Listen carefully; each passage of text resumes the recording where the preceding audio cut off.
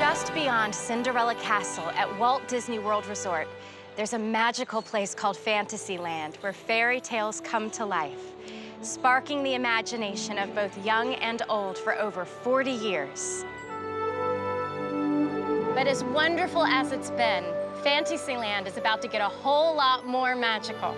Hi, I'm Jennifer Goodwin from ABC's Once Upon a Time, and today we're going to go on an adventure behind the castle walls to explore New Fantasyland, the biggest park expansion in Magic Kingdom history.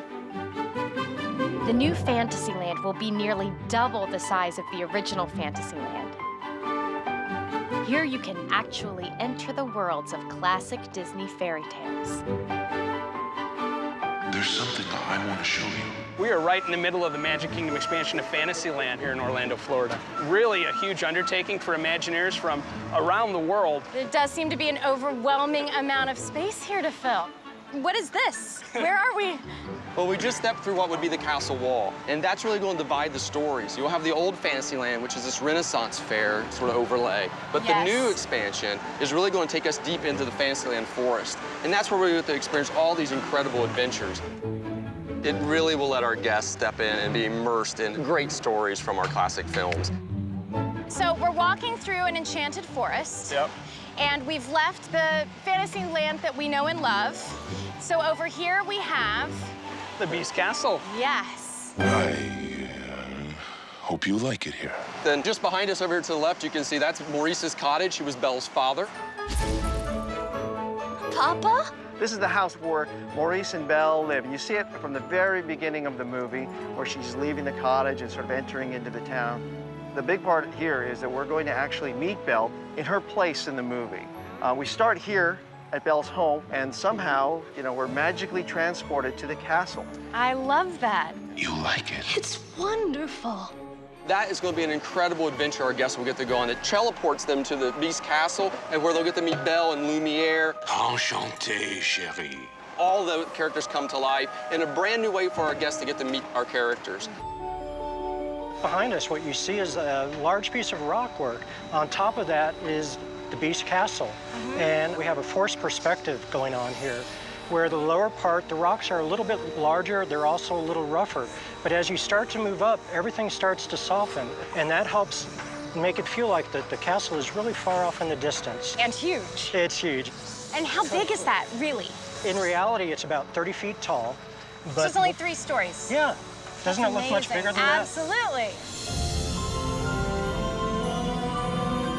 And then right here, with perfect timing, we just arrived as they're setting the turret on Prince Eric's castle. This is the icon for the Little Mermaid attraction. What we've done is taken you from the animation world into a 3D environment. We're bringing Eric's castle from the classic Mermaid film to life. And this is all going to be castle right here. Guests will be able to walk through and explore the tide pools below the castle and eventually board your clamshell vehicle and go under the sea with Ariel and friends. But we're really staying dry. We are staying dry, although you'll probably feel like you're going underwater in reality. We're really excited about the attraction. It looks just like him. Everything looks so real. The attention to detail is so specific. How do you go from concept to this? Well, when we start, artists will sit down, they'll kind of sketch out what they think the story they want to tell is. So they'll render it out, we'll make adjustments, and then we'll go and we'll build a model. What we actually do is we build it 2, 3, maybe 4 times before we actually do it in the field. What you see in front of us right here is the half-inch model. It actually gets scanned, and then the computer will actually digitize the rebar into shapes. Those shapes will be put together into individual 6-foot by 6-foot pieces, and it will reproduce this model 100%. Once the chip is put in place, our artisans will come in and they'll start the plaster work. Then in the end, it'll take form, and you can see some of the beautiful rock work that's being developed here in the back by true artisans. So do these people call themselves construction workers, or are they artists? I think they're artists and sculptors. I feel like I'm standing in the Sistine Chapel of theme parks here. This is sort of the heart of the Beauty and the Beast village. So you can see right behind you will be Gaston's Tavern, if you remember from the film. And then to the right will be Bonjour Village Gifts. That's sort of a take on the little bookshop that Vel first Sure, visited. I love that bookstore. Ah, Belle. Good morning. I've come to return the book I borrowed. You will join me for dinner. That's not a request.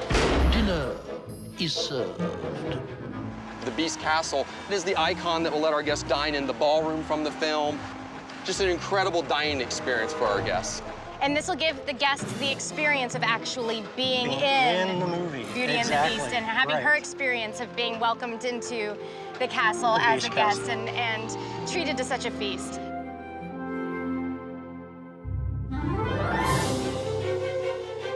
Now, I love learning about new and unique technologies.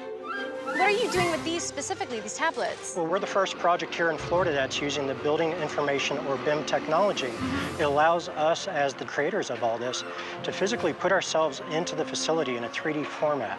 So you can stand in the middle of the room and look at the perspective, look at the proportions, look at sight lines, things like that. We can be out here in the field and we can tie back to that BIM model. Unbelievable.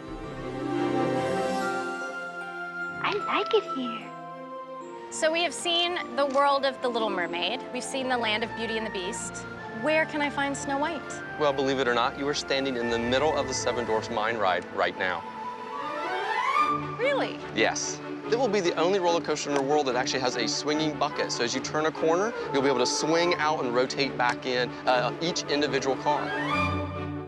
One of the things I love about all of the Disney rides is that you are being moved through an actual story, an actual narrative. That story will pick up as you enter into the mine. The whole mine scene where you encounter all the dwarves and all the sparkling jewels, that will be done just like one of our traditional dark ride attractions. And then you'll be taken clear to the top of the lift and then drop out a second time and run around through the woods. I don't know if I'm allowed to have favorites in this situation, but I do, and I am already calling this is my favorite. And if all that isn't enough, New Fantasyland will have a storybook circus featuring even more Disney characters to meet, Daredevil fun with Goofy on the Barnstormer, and dual Dumbo rides. It is hard to imagine what all of this is going to look like when it's finished. Well, when it's finished, it really will let our guests be immersed in these great stories from our classic films. What you're looking at right here is a little Walt Disney Imagineering pixie dust in its finest form. I've been coming here since I was a little girl, and Fantasyland was always my favorite place because my dream was to be a Disney princess. And now your dreams can come true too when the magic begins at New Fantasyland in fall of 2012.